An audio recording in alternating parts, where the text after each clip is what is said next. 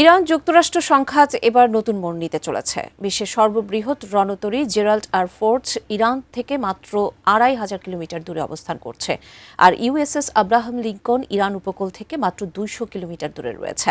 কি ঘটতে চলেছে মধ্যপ্রাচ্যে এবং যুদ্ধবাজ ট্রাম্প নতুন কি পদক্ষেপ নিতে পারেন, এ নিয়ে বিস্তারিত থাকছে ফারিন রহমান প্রীতির প্রতিবেদনে।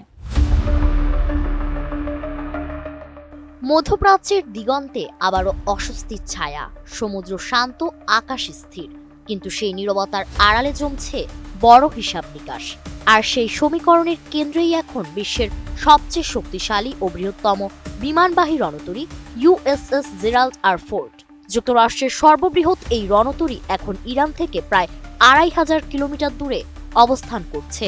তবে সামরিক কৌশলের দিক থেকে এটি মধ্যপ্রাচ্যের উত্তপ্ত সমীকরণের খুব কাছেই রয়েছে। একই সময়ে ইরানের উপকূল থেকে মাত্র ২০০ থেকে ৩০০ কিলোমিটার দূরে অবস্থান নিয়েছে আরেক মার্কিন বিমানবাহী রণতরী ইউএসএস আব্রাহাম লিঙ্কন। দুই দিক থেকে এমন শক্ত অবস্থান স্বাভাবিকভাবেই বড় প্রশ্ন তুলছে। এ কি কেবল শক্তি প্রদর্শন, নাকি বড় কোনো সামরিক পদক্ষেপের প্রস্তুতি? উন্নত মানের কাঁচামাল, আরআইএল অ্যাঙ্গেল এন্ড চ্যানেল। এখন কাঠের দিন শেষ, আরআইএল এর বাংলাদেশ।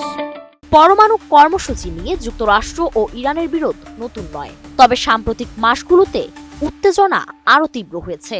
ওয়াশিংটন চাইছে তেহরান নতুন শর্তে চুক্তিতে আসুক, পরমাণু কর্মসূচি সীমিত করুক, ক্ষেপণাস্ত্রের সক্ষমতা কমাক এবং আঞ্চলিক সশস্ত্র গোষ্ঠীগুলোর প্রতি সমর্থন বন্ধ করুক। কিন্তু তেহরান এসব শর্তকে তাদের সার্বভৌমত্বের উপর হস্তক্ষেপ হিসেবে দেখছে। ফলে কূটনৈতিক পথ যতই খোলা থাকুক, মাঠের পরিস্থিতি ক্রমেই সামরিক প্রস্তুতির দিকে ঝুঁকছে। মার্কিন প্রেসিডেন্ট একাধিকবার হুঁশিয়ারি দিয়েছেন, শর্ত না মানলে সামরিক ব্যবস্থাও নেওয়া হতে পারে। সেই বার্তা জোরালো করতেই সমুদ্র পথে শক্তি প্রদর্শন বাড়ানো হয়েছে বলে মনে করছেন বিশ্লেষকরা। জেরাল্ড আর ফোর্ড কেবল একটি যুদ্ধ জাহাজ নয়, এটি এক ভাসমান সামরিক ঘাঁটি। এতে ৭৫টিরও বেশি যুদ্ধবিমান, অত্যাধুনিক রাডার ও প্রতিরক্ষা ব্যবস্থা রয়েছে। সমুদ্র থেকে সরাসরি আকাশ হামলা পরিচালনা, নজরদারি এবং প্রতিরোধ সবকিছু একসঙ্গে করার সক্ষমতা আছে এটির। এর সঙ্গে যদি আব্রাহাম লিঙ্কন স্ট্রাইক গ্রুপ সমন্বয় করে, তাহলে অল্প সময়ের মধ্যেই বড় পরিসরের অভিযান চালানো সম্ভব। তবে সমীকরণ একপাক্ষিক নয়। ইরানও তাদের সক্ষমতার কথা মনে করিয়ে দিয়েছে। তাদের হাতে রয়েছে দূরপাল্লার ব্যালিস্টিক ক্ষেপণাস্ত্র, দ্রুতগতির ড্রোন এবং উপকূল ভিত্তিক প্রতিরক্ষা ব্যবস্থা। সরাসরি বিমানবাহী রণতরীতে আঘাত হানা কঠিন হলেও হরমুজ প্রণালীতে জাহাজ চলাচল ব্যাহত করা, আঞ্চলিক মার্কিন ঘাঁটিতে চাপ সৃষ্টি করা কিংবা মিত্র দেশগুলোর উপর প্রভাব ফেলতে পারে তেহরান।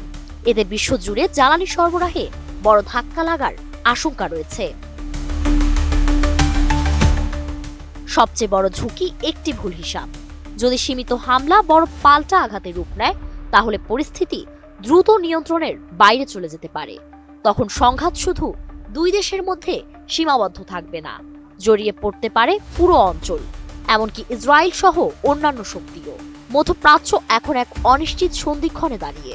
পারস্য উপসাগরের এই নীরবতা তাই নিছক শান্ত নয়, এটি হয়তো ঝড়ের আগের মুহূর্ত, যেখানে প্রতিটি চাল হিসেব করে দিচ্ছে দুই পুরনো প্রতিদ্বন্দ্বী।